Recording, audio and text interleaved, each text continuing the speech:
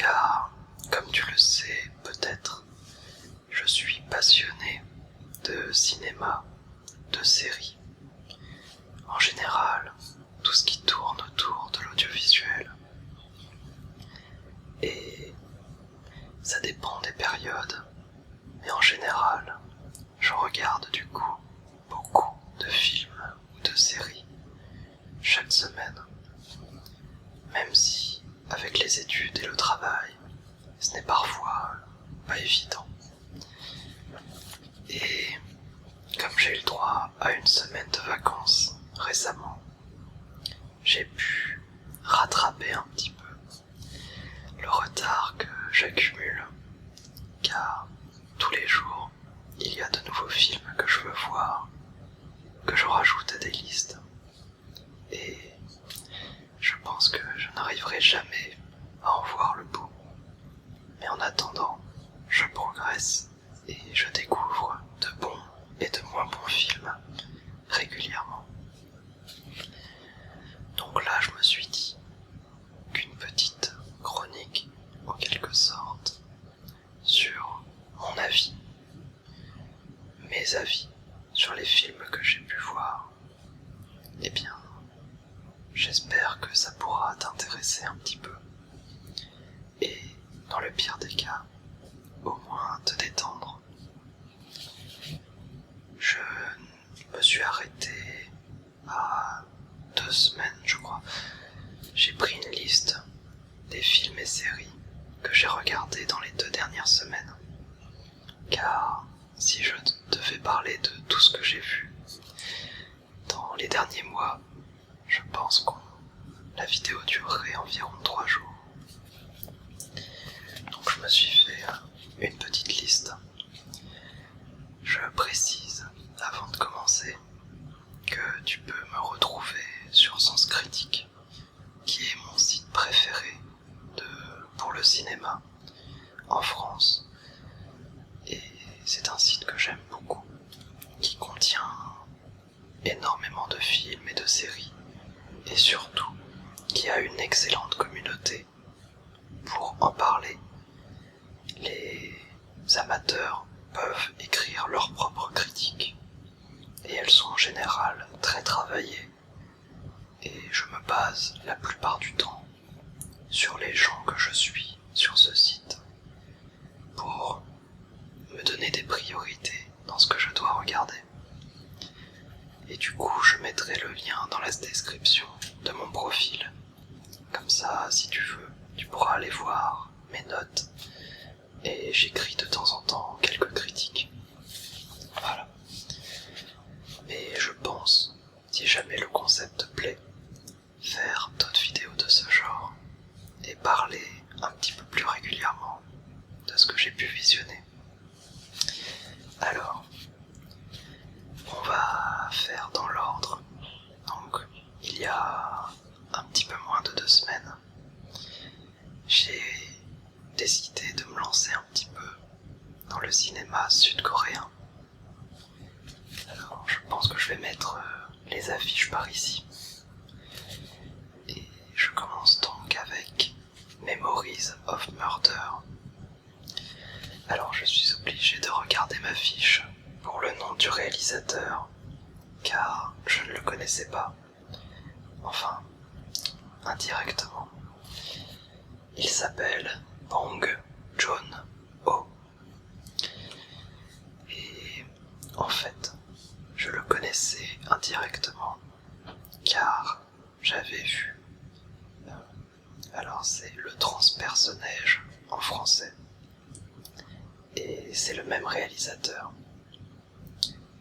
J'avais bien apprécié Le Transperce-Neige, que je trouvais pas parfait, mais vraiment intéressant.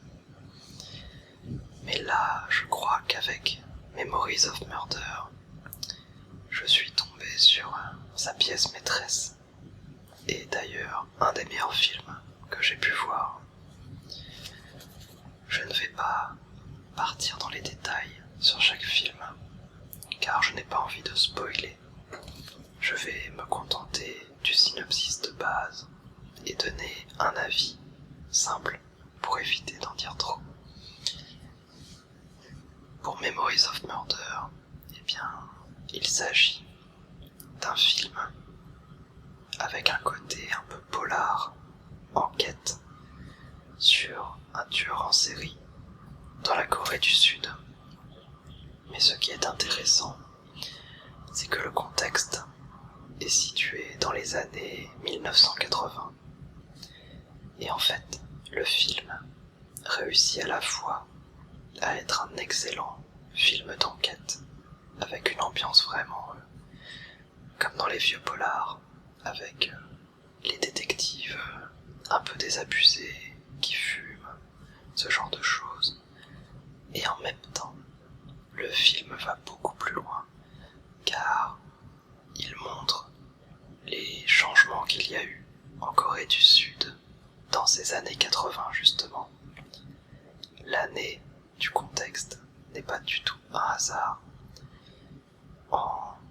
Derrière ce film d'enquête, il y a pour moi presque un documentaire sur la Corée du Sud et le bouleversement avec l'urbanisation et la population qui commençait à se révolter.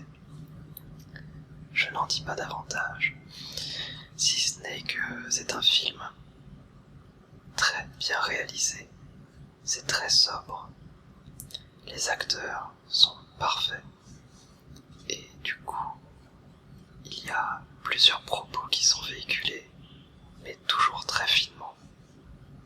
C'est un film que j'ai beaucoup apprécié. Et du coup, j'ai continué le lendemain dans le cinéma sud-coréen, mais avec un film d'un tout autre registre, car j'ai regardé Old Boy alors encore une fois, je dois regarder ma fiche, par Park Chan-wook, mais surtout, je dirais, avec Chae Min-sik, l'acteur principal, qui fait pour moi une performance exceptionnelle et qui porte en partie le film. Old Boy, c'est une histoire de vengeance, mais dans une ambiance très étrange. On est souvent perturbé, gêné, un petit peu perdu parfois dans ce scénario qui... Je ne peux pas trop le dévoiler car cela serait gâcher l'une des grandes forces du film, qui est son scénario. Mais il est assez tortueux, pas évident à comprendre au premier abord. Il faut laisser le temps au film de se mettre en place en fait. Et contrairement à Memories of Murder, qui ne jouait sur aucun effet visuel, qui avait une caméra des plus simples mais efficaces, Old Boy est extrêmement basé sur son style graphique, avec beaucoup de filtres, des caméras souvent dans des angles peu habituels, un sentiment un petit peu malsain et de gêne qui est provoqué par tous ces effets. Et du coup, on est un petit peu happé pendant une bonne partie du film, sans trop comprendre pourquoi, avant de sortir totalement ébahi par la suite. Donc, pour ce film, je le recommande, car ça reste un excellent film. Mais je tiens à préciser qu'il est vraiment pas simple à regarder, dans le sens où il faut lui laisser le temps. Il est un petit peu perturbant. Il est assez violent aussi, même très violent. Donc, à voir, mais en étant prévenu. Ensuite, j'ai continué dans les ambiances un petit peu malsaines, on pourrait dire. Je sais que ce n'est pas le plus adapté pour une vidéo ASMR. Mais je ne vais pas vous montrer, je ne vais pas te montrer d'extraits de films. Et je te laisse le choix d'aller les voir ou non, évidemment. Donc, la vidéo en elle-même est juste là pour faire un petit compte rendu calme, pour se détendre et éventuellement donner envie d'aller voir des films ou des séries. Donc j'ai continué avec Taxi Driver par Scorsese, qui est un réalisateur que j'aime beaucoup, en partie évidemment pour Le Parrain, et aussi pour Shutter Island, que j'ai personnellement beaucoup aimé. Et Scorsese n'a pas recruté, mais utilise dans son film l'exceptionnel Robert De Niro, jeune, encore très jeune, qui est pour moi le meilleur élément du film, avec son ambiance. On est encore une fois dans une forme d'histoire de vengeance, d'amour, de déséquilibre mental. Et pour moi, le point fort du film, c'est son univers, qui est dans une ville américaine, mais qui semble extrêmement sale, dérangeante. On n'est vraiment pas dans une ville éblouissante. Et je pense que c'est vraiment ce qui m'a le plus plu dans le film, avec la performance de De Niro, qui est parfait. Cependant, j'ai été quand même assez déçu par ce film. J'en avais entendu énormément de bien. On me l'avait recommandé plusieurs fois. Il est régulièrement placé dans les meilleurs films de tous les temps. Et pourtant, je n'y ai pas trouvé tant d'intérêt que ça. Je n'irai pas jusqu'à dire que je me suis ennuyé durant le visionnage, mais je n'ai pas souvent été captivé. Je l'ai regardé passablement, on va dire,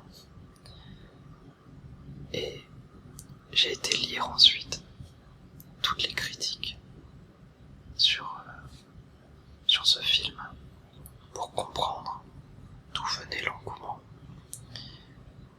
J'ai lu quasiment à chaque fois que l'ambiance était géniale, ce qui est le cas. J'ai lu plusieurs fois que De Niro était parfait, ce qui est aussi le cas.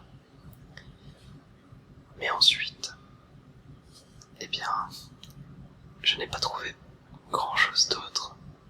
La plupart des personnes disent juste qu'elles ont trouvé ça merveilleux. Ce que je comprends, ça m'arrive sur certains films aussi, de ne pas trop savoir expliquer et de juste trouver le film magnifique. Mais là, malheureusement, pour Taxi Driver, je n'ai pas réussi à plonger autant que d'autres dans le film. Donc, une petite déception pour moi. Ensuite, j'ai décidé de repartir un petit peu plus en arrière avec un western. J'ai regardé L'homme qui tua Liberty Valance par John Ford, et surtout avec en acteurs principaux John Wayne et James Stewart. John Wayne qui a une allure et une classe irréprochables.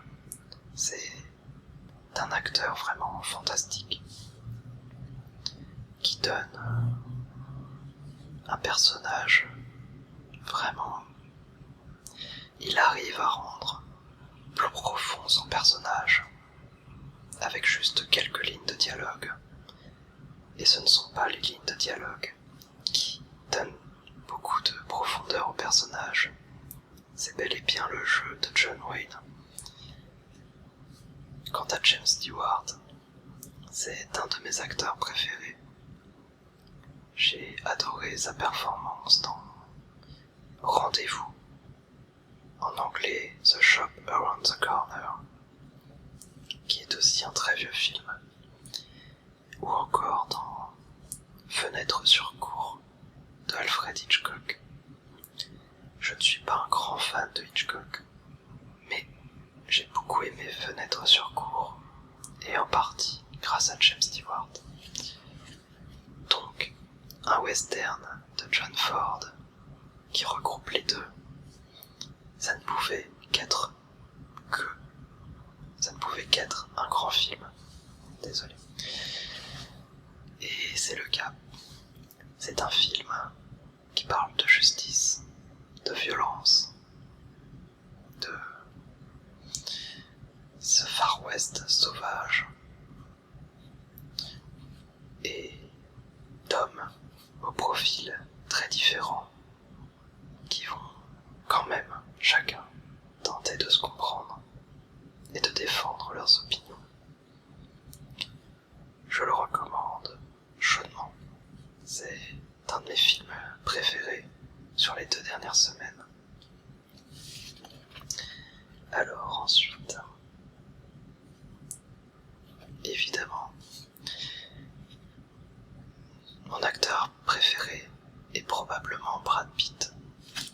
Mais ensuite, je mettrai De Niro, Leonardo DiCaprio, juste derrière, ou alors dans le top 5 à coup sûr. Il fallait donc que j'aille voir The Revenant, réalisé par Iñárritu. J'avais été voir Birdman l'an dernier, pour lequel Iñárritu avait remporté le prix du meilleur réalisateur. Et j'avais apprécié le film, mais ce n'était pas pour moi un film d'exception. Il y avait de bons points, mais aussi quelques défauts. En tout cas, le plan séquence d'Iñárritu était effectivement très intéressant à voir. Et en général, sa réalisation était excellente. Donc le voir de retour avec Leonardo DiCaprio et Tom Hardy, eh bien, ça m'a donné très envie d'aller voir le film. Et je n'ai pas été déçu du tout. Pour le coup, j'ai même envie d'y retourner, car je pense que le film se savoure davantage avec un très grand écran. Car le film n'est pas là selon moi, pour délivrer un message. Il n'est pas là pour faire réfléchir, pour véhiculer des idées. Il est là pour faire ressentir des choses, pour montrer des acteurs faire des performances magistrales, pour montrer des paysages sublimes. La caméra d'Iñárritu est encore une fois parfaite. Énormément de plans séquences, qui est un style que j'apprécie particulièrement, sont présents dans le film, et ils sont tous d'une fluidité exemplaire. La caméra semble naviguer dans le film, et on navigue avec elle dans cet univers extrêmement sauvage, violent. La nature. Ce n'est pas un film facile à recommander non plus. car la violence est presque omniprésente. Même si je n'aime pas employer le mot violence pour parler de ce film, mais vraiment, je préfère parler de sauvagerie. C'est la base de ce film, tout cet univers, ces acteurs, ces scènes parfaitement filmées. Et même si j'y allais surtout pour Leonardo DiCaprio et Iñárritu, je tiens à dire que j'ai été plus que surpris par la performance de Tom Hardy, que je connaissais surtout pour avoir joué dans le dernier Mad Max. Mad Max, le dernier, est un de mes films préférés de 2015.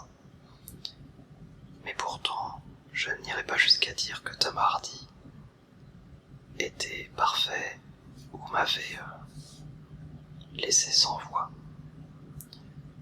Je n'attendais donc pas spécialement grand-chose de sa part pour The Revenant. Et pourtant, je me demande même s'il ne fait pas une meilleure performance que Leonardo DiCaprio. Ça ne se joue pas à grand-chose, mais Tom Hardy est bluffant. Alors, récemment, j'ai veillé assez tard pour regarder la cérémonie des Oscars, qui s'est révélée assez intéressante, avec des prises de risques que j'ai pour ma part appréciées de la part du présentateur. Mais du coup, cette cérémonie est pour moi aussi très difficile, car elle me donne envie de regarder quasiment tout ce qui est présenté, et je sais bien que je n'ai pas le temps. Néanmoins, une fois la cérémonie terminée, sur la victoire du film Spotlight et la récompense ultime pour DiCaprio, eh bien, je ne pouvais pas aller me coucher sans avoir regardé le film vainqueur de cette cérémonie. J'ai donc directement enchaîné sur The Spotlight, qui est fait par, Tom McCarthy, et avec en d'autres Mark Ruffalo et Rachel McAdams. Ruffalo, que je connaissais déjà pour différents rôles, qui est très intéressant dans ce film. Il fait une bonne performance. Et surtout, j'étais content de voir Rachel McAdams, car elle joue aussi dans la saison 2 de True Detective, dont je parlerai un petit peu plus tard dans la vidéo. Quant au film en lui-même, eh bien, c'est un film très facile à recommander, au contraire de la plupart des autres dont je parlais. Il devrait plaire assez facilement, car c'est un bon film. Les acteurs sont bons, la réalisation est bonne, l'histoire est intéressante et touchante. Et pourtant,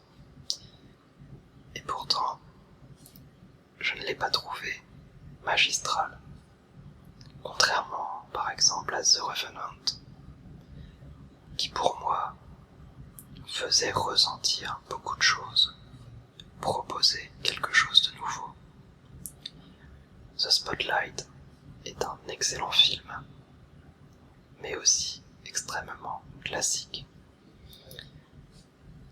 Je n'ai pas l'impression qu'il y ait eu beaucoup de prises de risques en dehors du thème du film, qui est donc une histoire qui se base sur des journalistes qui tentent de prouver l'existence d'un réseau de pédophilie au sein de l'Église. Un sujet assez dur à aborder, qui a effectivement fait débat et qui le fait encore sur les dernières années. C'est sans doute la plus grande prise de risque de ce film. Mais en dehors de ça, c'est un film que je qualifierais de classique. Donc, aucun problème pour moi de le recommander. Il y a de fortes chances qu'il te plaise. Mais, pour ma part, je ne l'ai pas trouvé aussi magique que j'aurais aimé de la part d'un film vainqueur aux Oscars. Ensuite, un dernier film et on passe à quelques séries. J'ai regardé le film Steve Jobs par Danny Boyle et avec Michael Fassbender qui joue le rôle principal. Donc Steve Jobs. Et c'est donc un film plutôt documentaire qui a choisi, et ça c'est quelque chose que j'ai trouvé particulièrement intelligent,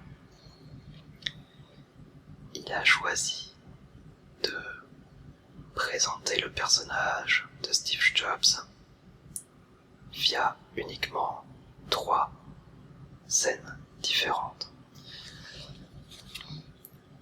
Enfin, 3 périodes différentes à chaque lancement d'un nouveau produit. Donc le lancement du premier Mac, puis le lancement du Next, et enfin le lancement de l'iMac, si je ne me trompe pas. Et on est donc dans les coulisses avec Steve Jobs, et on le regarde se préparer, on le regarde affronter sa vie privée dans ses coulisses. Et j'ai trouvé ça intéressant que le film arrive à nous faire comprendre la personnalité de Steve Jobs uniquement avec ces 3 moments presque. Ils n'ont pas cherché à l'accompagner au quotidien ou à montrer des scènes à l'extérieur des salles de spectacle. Ils ont voulu parler de sa vie privée via des éléments perturbateurs. Donc Steve Wozniak, qui est le vrai créateur des produits Apple, le petit génie, qui vient souvent demander des choses à Steve Jobs, et via d'autres personnages qui dérangent le personnage de Jobs. J'ai un petit peu de mal à expliquer, car je pense qu'il est plus facile de le voir.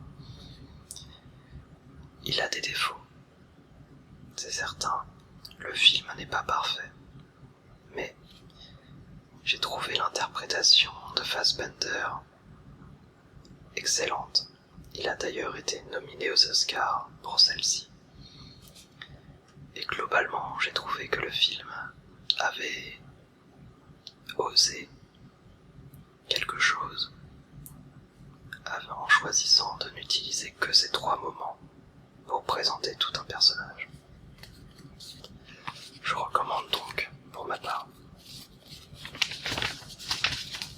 Alors, enfin, je peux poser ça. On va parler de 3 séries que j'ai regardées récemment. Il y en a d'autres, mais je vais rester à l'essentiel. Je vais commencer commencer par une que j'ai terminée hier soir, qui est donc True Detective, mais plus particulièrement la saison 2. Pour ceux qui ne connaissent pas la série, si jamais tu ne connais pas du tout, eh bien, True Detective est une série qui change entièrement d'acteurs, d'époque et d'histoire entre chaque saison. Dans la première saison, il y avait donc Matthew McConaughey qui jouait un policier, un enquêteur brillant mais inquiétant dans une histoire particulièrement morbide, glauque, mais qui moi m'avait totalement emballé. J'avais enchaîné les épisodes et j'ai d'ailleurs donné 9 sur 10 à la saison 1, qui pour moi était bluffante, même si je n'ai pas du tout, le mot est peut-être un peu fort, je n'ai pas vraiment apprécié le dernier épisode, qui était pour moi assez décevant par rapport au reste de la série. Néanmoins, la saison 1 m'avait bien plu, même plus que ça. Pour la saison 2, on change donc totalement les acteurs pour avoir ce coup-ci Colin Farrell, Rachel McAdams et un autre acteur dont j'ai malheureusement oublié le nom, qui incarne les personnages principaux. Et ce qui est dommage, c'est que j'ai aussi oublié le nom de mon acteur préféré de cette saison. Ce coup-ci, on est plus dans une ambiance mafieuse et politique.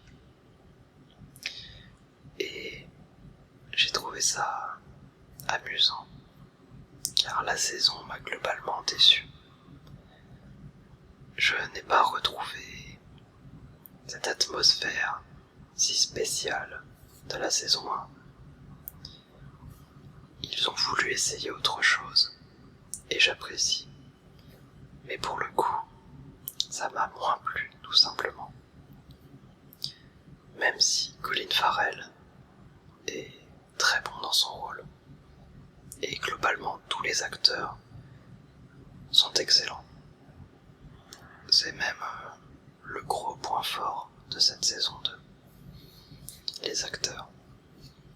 Mais contrairement à la saison 1, j'ai adoré le dernier épisode. Et du coup, j'ai un sentiment mitigé sur cette saison 2, qui m'a globalement beaucoup moins passionné que la saison 1, mais qui pour autant m'a laissé au final une très bonne impression, et surtout grâce à ses acteurs et son dernier épisode. Elle est donc pas évidente à recommander. Sinon, dans un cadre, dans un ton un petit peu plus léger, je regarde à peu près tous les jours 2-3 épisodes de Two Broke Girls. C'est vraiment une sitcom toute simple qui parle de deux filles, deux femmes complètement fauchées, mais qui viennent d'univers différents. Donc évidemment, la fille qui a toujours été pauvre et la fille qui était auparavant très riche et qui a soudainement tout perdu. Un scénario très classique,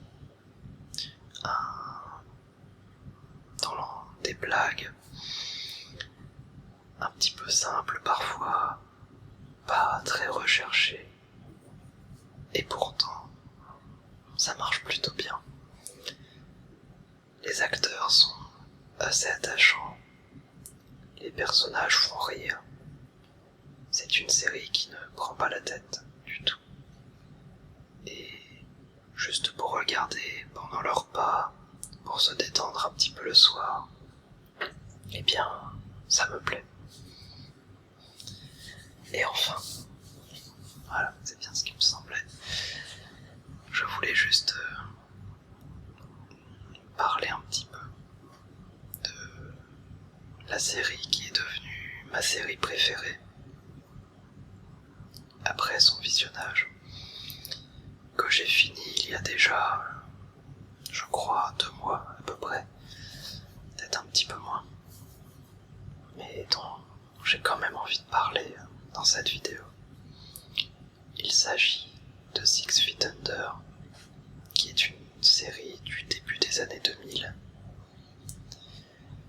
et qui parle d'une famille gérant une entreprise de pompes funèbres. Et je tenais à en parler car cette série est incroyable en termes d'écriture, en termes de performance des acteurs. Il y a d'ailleurs l'acteur de Dexter, Michael C.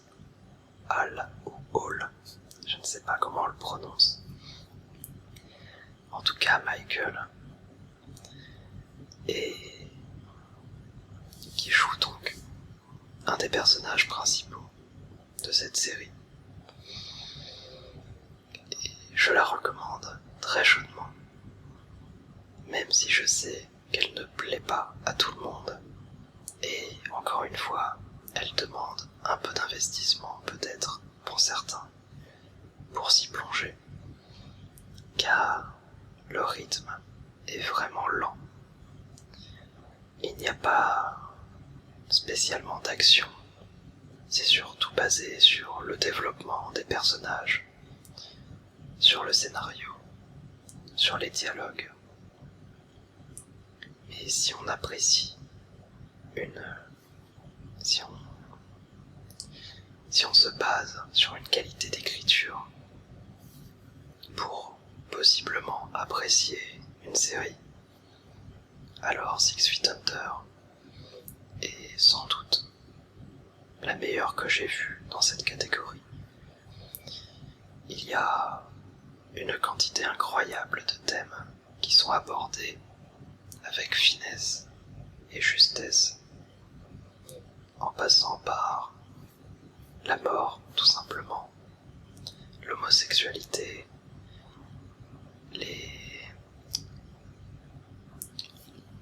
pas le racisme, mais les différentes cultures aux États-Unis et parfois ce que cela engendre,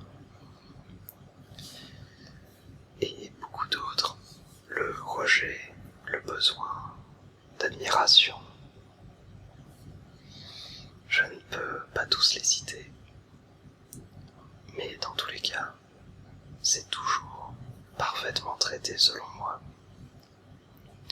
Et c'est la série qui m'a, de très loin, le plus ému, surtout vers la fin. Et je ne l'oublierai pas. Et c'est pour ça que je tenais à en parler aujourd'hui. Je pense que la vidéo va désormais toucher à sa fin. Elle aura été plus longue que prévu, apparemment pas loin de 40 minutes. C'est un très long récapitulatif pour seulement quelques films et séries. Mais j'espère que cela t'aura plu. N'hésite vraiment pas à me le dire en commentaire, que tu aies apprécié ou non. Par contre, si c'est pour dire que tu n'as pas apprécié, ce que je peux comprendre tout à fait, il faut juste être constructif. Ne pas dire juste c'est nul, mais dire je n'ai pas apprécié cette vidéo car, je ne sais pas, il n'y avait pas assez de sons différents, je ne suis pas passionné de films, il peut y avoir plein de raisons. Si le commentaire est constructif, il me fait autant plaisir qu'un commentaire positif.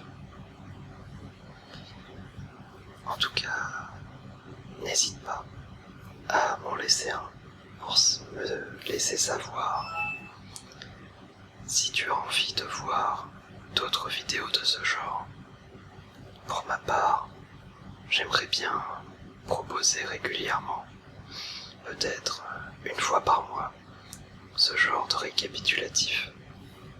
Mais si jamais le concept ne plaît pas du tout, alors ce n'est pas la peine. Merci beaucoup d'avoir regardé cette vidéo et on se retrouve très bientôt pour d'autres. Allez, au revoir. Et ensuite j'ai